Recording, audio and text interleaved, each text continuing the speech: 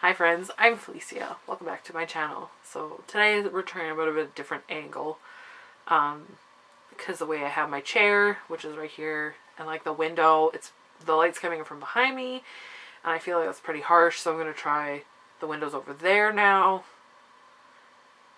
Now I'm sitting on the floor and you can see that my shelves, they kind of need some rearranging. So I might happen yet. But yeah, anyways. That's not why we're here today, to talk about my shelves. Today, I'm here to talk about my wrap-up for July, August, and September. I accidentally didn't film a wrap-up for the last 3 months, for a whole quarter, which is ridiculous when you put it that way. But yeah, if you didn't see my catch-up video, my brother got married last week on the 20th of September, and so we were busy with that for basically September. And then before that, like, my husband's siblings were out visiting, and it just was a busy summer.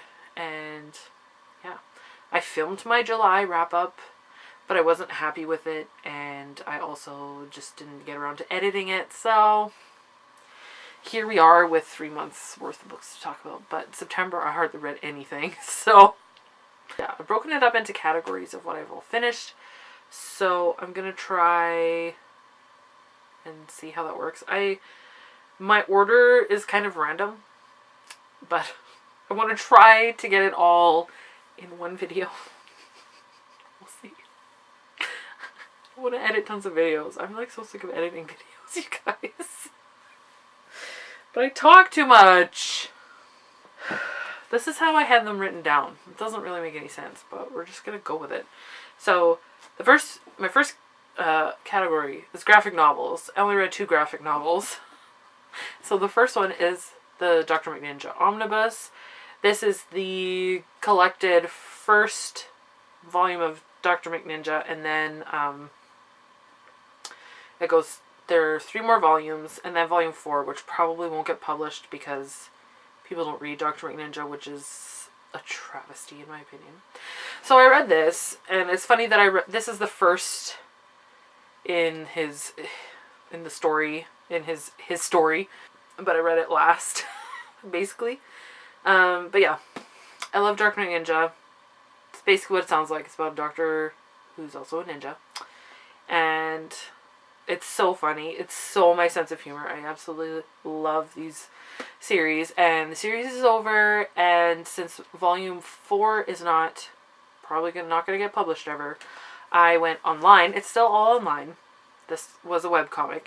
It's all online. And so I went online and finished reading it. And it was actually really funny timing because I'm glad that I read this first, because lots of the stuff that happens in the end of that story comes back to tie into like characters and events from this. So I was really happy that I went and read this first before I went and finished it all. So now I have nothing new to read from Dr. McNinja. It's all caught up, but it's a very good ride. I mean, I think these are hilarious, and I think everyone should read it, but apparently people don't want to read it. It's sad. Is it even a booktube video if you don't drink some tea? We had a choir this morning, so my voice is like a little bit gravelly. Need some tea. Anyways, the other graphic novel that I read was Angel Catbird Volume 1. Oh, this is by Christopher Hastings. Did I say that? Angel Catbird is by Margaret Atwood, and the art is by Johnny Christmas and something Bond villain. Anyways, I forgot. And I talked about that in my Booktubeathon wrap-up because I read it for Booktubeathon. Basically, it was very meh, so I wouldn't recommend it. Okay, so those are 2 graphic novels. Moving into classics. The first classic that I finished was My Cousin Rachel by Daphne du Maurier, and I listened to that on audio. It was narrated by Jonathan Pryce. You may know him from such films as The Pirates of the Caribbean and What a Girl Wants with Amanda Bynes. So that was fun for me. I really enjoyed his narration. He did a good job. So the story of My Cousin Rachel, we have a man named Philip. He's been raised by his cousin, after his parents passed away. He's been raised by his cousin, and his cousin goes to Italy for a year and gets married, and then he dies and before he comes home. And so his cousin's widow comes back to England to get all of that stuff sorted out, legal and whatever. And it's kind of a mystery because they don't know why. It's kind of shady things happened around his cousin's death, and he doesn't really know this lady, and can he trust her and whatever. So I thought it was a really good kind of mystery. Like, you're trying to figure out, is he crazy? Is this legit? Like, is it a conspiracy? And like all that kind of stuff. So it was really good. And like right until the end, like that ending, like I'm still processing it. Like, I have some theories, but like, I don't know. I like change my mind about it all the time. But I like still think about this book quite a bit. It was really good. I would love to read some more Daphne du Maurier, and I would love to actually watch the movie because Sam Claflin plays the main character. So, you know, Sam Claflin, he's kind of cute, so whatever. If you like classic mystery, I would recommend that one. The next one that I read was Persuasion by Jane Austen, and this was a reread for me, but I read it like 10 years ago or something, so my memory of it was very foggy. And back then when I read classics, I didn't really retain the stories. Like, I just kind of read it and I didn't actually understand what was going on. Do I need to explain Persuasion to you? This is like the third most favorite. Oh, I can't even say most favorite because whatever. That's a lot of people's favorite, Jane Austen. It's not my favorite. My favorites are still Pride and Prejudice and Northanger Abbey. This is probably like tied with Sense and Sensibility. It's a story about Anne, who was engaged to a guy that her family didn't approve of. And so she broke it off, and her, 7 years later, her family's fallen on harder times. And this guy comes back into her life, and it's just kind of like, well, is it too late to start things up again? Maybe things can work out. He's in a better off position now. And it's just kind of a story like that. And my main beef with this book, why it's not my favorite, is because there's not enough interaction between Anne and her love interest, Captain Wentworth. Like, there's not enough interaction between them. And like, Jane Austen writes such good angsty scenes between the peoples. And there wasn't enough of it in here, and I wanted more. But it's still really good. It's a lot of people's favorite, so, you know, it's good. Then I read Anne of the Island by Ella Montgomery. And this beautiful cover art is by Ellie McKay. And you can follow her on Instagram and Twitter. She's an amazing artist. Yeah, it's just continuing on in Anne's life. She goes to college, gets her degree. Yes, as you can see, Anne and Gilbert are on this cover. So, I don't know, is it spoilers? I don't know what spoilers. I feel like everyone should have read Anne at this point. But lots of people feel that way about Harry Potter, and I'm still on book 5 now, so whatever. But yeah, Evergreen Gables has my heart forever, so I love these. Once I'm done reading an Anne book, I just want to keep reading, but then I also want to like savor it and spread it out. Like, it's just ridiculous, but I love Anne. I don't have anything else to add to that. Then the last classic that I read was The Great Gatsby by F. Scott Fitzgerald. Oh, Chris is playing Zelda. Great.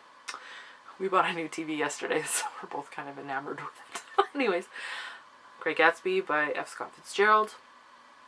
And I read this for Booktubeathon, listened to the audio by Jake Gyllenhaal. He was a good narrator, and I did this for the book to movie adaptation. So the book is okay. Like, it's the rich people problems. I don't really care for stories like that. And then I watched the movie. The movie was beautiful, but I feel like they missed the point of the book. Sorry, I'll hold it so it doesn't glare. But yeah, not my favorite, but I would read more F. Scott Fitzgerald because his writing is good. Just, you know, rich people problems, and it's just depressing. So it's not a happy book. Oh, my throat is rough. I shouldn't be filming today. My voice is shot. Okay. Moving on to contemporary. At some point, I think in the month of June, I read my last Sophie Kinsella published thing that was previously unread. And that was the short story Shopaholic on Honeymoon, which is 3.5 in the Shopaholic series. Completely caught up on everything, but I found out, I think a year ago, that this short story existed. So I read it. And yeah, it was good. Cute. Becky's on her honeymoon, so that should tell you stuff, I guess. I don't know. That's all you need to know. Okay, then I read The Vinyl Cafe Diaries. This is number 4 in the Vinyl Cafe series by Stuart McLean. I already said that. My throat's still rough. I don't even know what I'm saying anymore. More stories with David Morley, and I absolutely love it. This was my Canada Day Canadian reads. I love these books. You should know that if you're not new here. If you're new here, welcome. I love Stuart McLean's Vinyl Cafe. Then I listened to 2 books by the same author on audio, and they are both of Jandy Nelson's books, which are The Skies Everywhere and I'll Give You the Sun. I read this with my Reads with Friends group, which is Shannon, Lauren, and Jen, and they wanted to read these, so I thought I'll give them a try. I've never really been interested in Jandy Nelson from everyone else's descriptions of her books, but I thought I'd give it a try. And I ended up reading both of them, but I didn't love them. And it was kind of tricksy because she has a beautiful writing style. It's very flowery. And I don't know how it is in print, but in audio it worked. And both of these books have themes of grief. In the first one, our main character's sister has passed away. And that was The Skies Everywhere. And then in I'll Give You the Sun, it's a pair of twins whose POV we both hear from, and their mom has passed away. And the way that Jandy Nelson writes grief is very realistic, in my opinion. I really resonated with some of the things that she said about it. My issues with Jandy Nelson's books are, well, like, these are 16-year-olds, and in I'll Give You the Sun, the point of view is from the twins and the twin boy and girl, and the boy, Noah. Is his name Noah? Yeah, I just forgot. It's from when he's 13, and then his sister, I totally forgot her name. Jude? Is that? Might be the other book. Anyways. Oh yeah, it is Jude. She is 16, and so their points of view are different. Different ages, and my issue with her books is that there's lots of fairly graphic sexual content, and especially from the 13-year-old boy. He's just coming to terms with being gay, and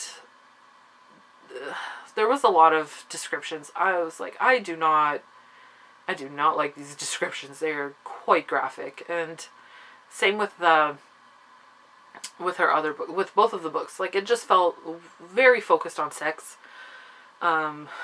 Which, I mean, I understand. Teenagers, you're in those years when you're discovering your sexuality, and that's fine.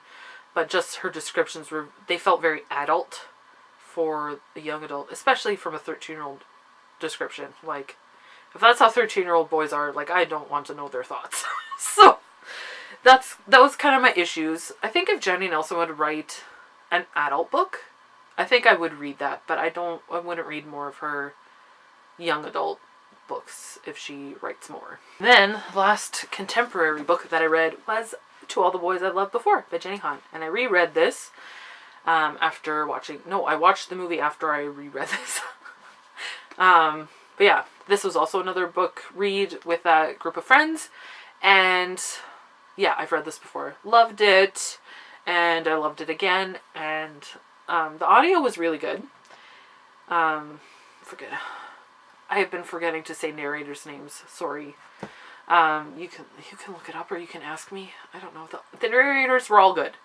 So far they were all good. I have some not good ones to talk about yet, but these ones were all good.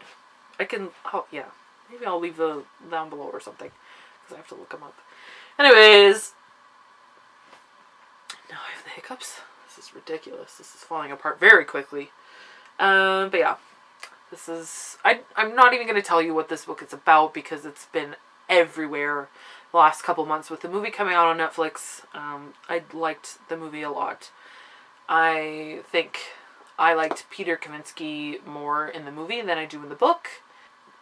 There were some scenes in the book that I wish they had put in the movie, but I understand for just like making it concise and whatever. It worked better for a movie, but still some of those things, it was like, wish it had been in the movie. Like the real estate scene, or not the real estate, the auction. Whatever, that one. I wish that had been in the movie. That would have been fun. I quite like the series, and I do intend to reread the rest of the books. I've already been talking for 20 minutes, so I'm gonna cut this off here and edit it. And I will continue on with the rest of the books. So my historical fiction, sci-fi and fantasy, and nonfiction. So that'll be a separate video. Thanks for watching this one. Hopefully it's not going to be 20 minutes of you for you to watch. There will be some coughing and stuff cut out, I'm sure. And stumbling over my words. But yes, so yep, that's all I have for this video. So thanks for watching. If you have any thoughts or comments, leave them down below. I'd love to know what you think about the To All the Boys movie, if you enjoyed it, if you like Peter better in the movie than from the book. Yeah, so thanks for watching, and until next time, so long, thanks for all the fish.